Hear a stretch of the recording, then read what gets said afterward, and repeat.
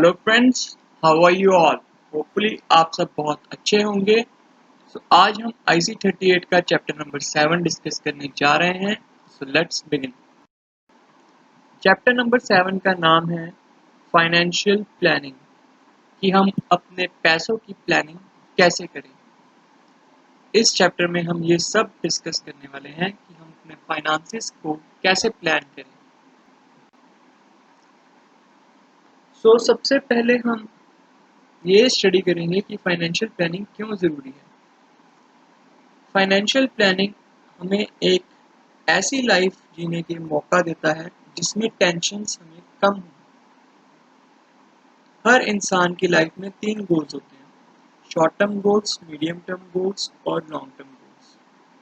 Short term goals जैसे कि LED TV खरीदना, मीडियम टर्म गोल्स जैसे कि एक अपने लिए घर खरीदना, और लॉन्ग टर्म गोल्स जैसे कि अपने बच्चों की पढ़ाई और शादी के बारे में सोचना। ये सब चीज़ें पैसे से आती हैं, और जब तक हम पैसों की प्लानिंग नहीं करेंगे तब तक हम इन्हें अचीव नहीं कर सकेंगे। इन नटशेल अगर मैं बात करूं, एक सेंटेंस में अगर मुझे आपको बताना हो कि फाइनेंशियल प्लानिंग क्या है, तो वो उसका मतलब है 360 डिग्री प्लानिंग। ये सारी प्लानिंग कर लेना, उसी को हम फाइनेंशियल प्लानिंग कहते हैं। इसमें मैं आपको लाइफ स्टेजेस बताना चाहूँगा कि ज़िंदगी के पड़ाव में किन किन स्टेजेस से होकर इंसान को गुजरना पड़ता है। सबसे पहले वो एक लर्नर होता है, 20 से 25 साल तक वो सीखता है, पढ़ता है। फिर 25 के बाद वो अर्नर बन जाता है, कमाऊ इंसान, वो कमाना शुरू कर देता है। और 28 से 30 साल की उम्र में वो पार्टनर बन जाता है, उसकी मैरिज हो जाती है। और 28 से 35 के बीच में वो एक पेरेंट बन जाता है। और 35 से 55 की एज में वो प्रोवाइड करता है अपनी फैमिली को सारी फैसिलिटीज़।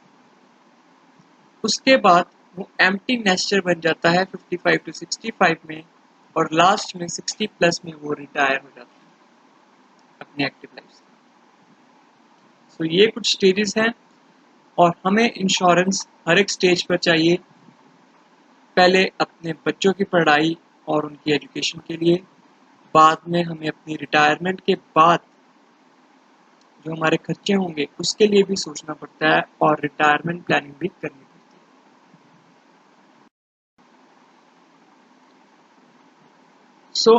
अगर हमने कोई भी इन्वेस्टमेंट करनी है तो हमें सेविंग ज़रूर करनी पड़ेगी। सेविंग जो है उसमें 2 डिसीजंस बहुत ही इंपॉर्टेंट होते हैं। पहला, पोस्टपोनमेंट ऑफ कंजम्पशन, कि मैं ये चीज़ आज ना ज़्यादा खाकर मैं कुछ सेव कर लेना चाहता हूँ, ताकि कल मेरी वो अमाउंट इन्वेस्ट होके मुझे कुछ बेनिफिट दे। आज मैं अपनी कंजम्पशन कम कर सकता हूँ। और सेकंड, पार्टिंग विद लिक्विडिटी, कि जो मेरे पास पैसा पड़ा है मैं उसको अपने आप से अलग कर लेना चाहता हूँ। मतलब मुझे लिक्विड पैसा नहीं चाहिए। लिक्विडिटी मतलब होता है कि cash in hand and cash at bank. Bank और कैश आपके पास कितना है वो लिक्विडिटी होता है। और उससे जब हम अलग कर लेते हैं अपने आप को, तो उसका मतलब होता है पार्टिंग विद लिक्विडिटी। जब आपने सेविंग करनी है, ये 2 डिसीजंस बहुत इंपॉर्टेंट है। ये क्वेश्चन भी आ जाता है एग्जाम्स में। ये बहुत ही इंपॉर्टेंट क्वेश्चन है कि हमें फाइनेंशियल प्लानिंग कब शुरू कर देनी चाहिए।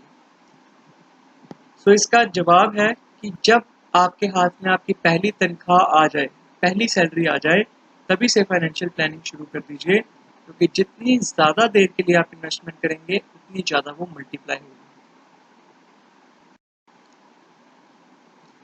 ये बहुत ही इम्पॉर्टेंट टॉपिक है कि फाइनेंशियल प्रोडक्ट्स कितने तरह के होते हैं। फाइनेंशियल प्रोडक्ट्स 3 तरह के होते हैं, और ये तीनों वहाँ पर एग्जाम में आपको आ सकते हैं। सबसे पहले ट्रांजैक्शनल प्रोडक्ट्स, नाम से ही पता चल रहा होगा, जो ट्रांजैक्शन करने में हेल्प करते हैं, जैसे कि बैंक में जो हमारा डिपॉजिट पड़ा है या बाकी सेविंग इंस्ट्रूमेंट्स में। सेकंड है कॉन्टीजेंसी प्रोडक्ट्स। कॉन्टीजेंसी मतलब ये फ्यूचर में इवेंट हो भी सकता है और नहीं भी हो सकता। जैसे कि लाइफ इंश्योरेंस।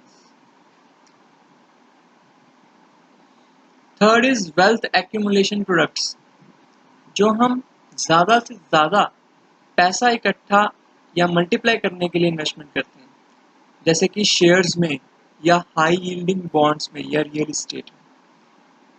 सो आपको आई होप ये तीनों में डिफरेंस पता चल गया होगा कि ट्रांजैक्शनल प्रोडक्ट्स वो प्रोडक्ट्स हैं जिसे हम ट्रांजैक्शन इजीली कर सकते हैं। कॉन्टीजेंसी प्रोडक्ट्स फ्यूचर के अनफोर्सिंग इवेंट्स को प्रोटेक्ट करने के लिए होती हैं, और वेल्थ एक्यूमुलेशन प्रोडक्ट्स जो हैं वो ज़्यादा से ज़्यादा पैसा इकट्ठा करने के लिए जहाँ पे हम इन्वेस्टमेंट करते हैं वो वेल्थ एक्यूमुलेशन प्रोडक्ट्स होते हैं। अब हम स्टडी करेंगे कि रिस्क प्रोफाइल कैसे की होती है। 4 तरह की रिस्क प्रोफाइल होती है। जब इंसान यंग होता है, अपनी यूथ स्टेज में होता है, तो वो एग्रेसिव होता है, मतलब वो ज़्यादा से ज़्यादा पैसा इकट्ठा करने के बारे में सोचता है कि मेरा पैसा ज़्यादा से ज़्यादा मल्टीप्लाई कैसे हो। इसलिए वो शेयर्स वगैरह में भी इन्वेस्टमेंट करता है, और ये रिस्क प्रोफाइल को हम एग्रेसिव रिस्क प्रोफाइल कहते हैं।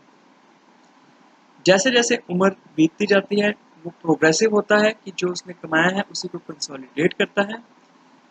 उसके बाद वो सिक्योर्ड तरीके से जीता है और वो स्पेंडिंग की तरफ जाता है, और लास्ट में अपनी एज के लास्ट में जब वो ओल्ड एज का हो जाता है तब वो कंजर्वेटिव होता है, मतलब वो आगे अपनी वसीयत अपने बच्चों के नाम करता है या चैरिटी में पैसा डोनेट करता है। सो फाइनेंशियल प्लानिंग का क्या रोल है हमारी ज़िंदगी में? हमने स्टडी कर लिया कि फाइनेंशियल प्लानिंग क्या होती है। अब हम स्टडी करेंगे कि फाइनेंशियल प्लानिंग हमें क्यों करनी चाहिए। सबसे पहला पॉइंट है disintegration of the joint family. पहले क्या होता था, जॉइंट फैमिली सिस्टम होती थी। एक जैसे अगर ताया जी के बिजनेस चल रहा है और अगर चाचा जी का बिजनेस फ्लॉप भी हो गया तो ताया जी उसको हेल्प कर देंगे, फाइनेंशियल सिक्योरिटी प्रोवाइड कर देंगे। लेकिन न्यूक्लियर फैमिलीज आने की वजह से ये बर्डन चाचा जी पर ही आ गया है। सो इसलिए फाइनेंशियल प्लानिंग करनी ज़रूरी है। दूसरा, मल्टीपल इन्वेस्टमेंट चॉइसेस। आज की डेट में हमारे पास इन्वेस्टमेंट करने के लिए बहुत सारे चॉइसेस हैं, इसलिए हमें फाइनेंशियल प्लानिंग करनी ज़रूरी है कि किस जगह हमें कितने पैसे लगाने हैं, शेयर्स में कितने लगाने हैं, बैंक एफडी में कितने लगाने हैं, लाइफ इंश्योरेंस में कितने लगाने हैं, ऐसे अलग अलग जगह में कितने पैसे लगाने चाहिए। Third important is changing lifestyle. आज की डेट में हमारा लाइफस्टाइल चेंज होता जा रहा है। हम जो है खर्चे बहुत ज़्यादा कर रहे हैं, मोबाइल फोन्स नए, नया फैशन, नए कपड़े। तो इस पे जो खर्चा हो रहा है इसकी वजह से हम सेव नहीं कर पा रहे। सो फाइनेंशियल प्लानिंग हमें अवेयर करती है कि हम अपने ये जो फालतू के खर्चे हैं उनको कम करें। Fourth is inflation. महंगाई बहुत बढ़ती जा रही है, जिसकी वजह से जो पुराने टाइम में चीज़ों के दाम होते थे आज वो 100-200 गुना बढ़ चुके हैं। सो इन्फ्लेशन से बचने के लिए भी, महंगाई से बचने के लिए भी लोगों को फाइनेंशियल प्लानिंग करनी ज़रूरी है। और बाकी कॉन्टीजेंसीज और अदर नीड्स के लिए तो ज़रूरी है ही कि अगर फ्यूचर में कुछ हो गया, हॉस्पिटलाइजेशन के खर्चे या फिर कोई और खर्चे, इनसे बचने के लिए भी लोगों को फाइनेंशियल प्लानिंग करनी चाहिए। जैसे कि उनको हेल्थ इंश्योरेंस लेनी चाहिए ताकि उनके हॉस्पिटलाइजेशन के एक्सपेंसेस कम हो सके। अब फाइनेंशियल प्लानिंग में भी बहुत तरह की प्लानिंग आती है। फाइनेंशियल प्लानिंग एक वर्ड है, इसके अंदर सारी प्लानिंग आती हैं, जैसे कि कैश प्लानिंग, कि हमने कितनी इनकम आ रही है और कितना हमारा खर्चा हो रहा है, मतलब हमारा बजट कितना है, उसको हम कैश प्लानिंग कहते हैं। सेकेंड इज इंश्योरेंस प्लानिंग, कि हमें लाइफ इंश्योरेंस कितनी लेनी है, हमें हेल्थ इंश्योरेंस कौन सी लेनी है, हमें जनरल इंश्योरेंस कौन सी लेनी है और कितनी अमाउंट की लेनी है।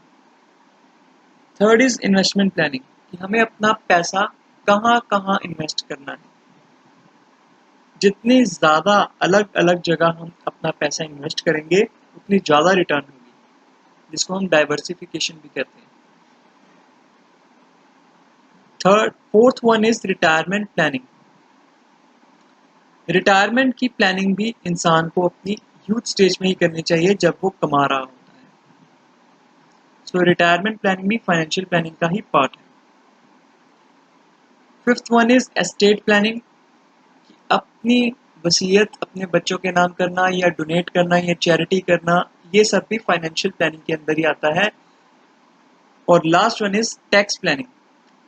टैक्स प्लानिंग मतलब टैक्स चोरी नहीं होता, ये दिमाग में याद रखिएगा। टैक्स प्लानिंग का मतलब होता है अपने टैक्स को कम करना, जैसे कि 80C की डिडक्शंस का बेनिफिट अवेल करना, ताकि हमारे टैक्स अमाउंट रिड्यूस हो सके और हम अपनी इन्वेस्टमेंट भी सिक्योर वे में कर सकें। सो ये बात याद रखिएगा, टैक्स प्लानिंग का मतलब है कि टैक्स को कम करना, ना कि टैक्स को चोरी करना। सो ये सारे तरीके हैं जिससे हम फाइनेंशियल प्लानिंग अपनी कर सकते हैं। सो अगर एक लाइन में मैं कहना चाहूँ, फाइनेंशियल प्लानिंग का मतलब होता है हमारे फंड्स, हमारे पैसों की प्लानिंग।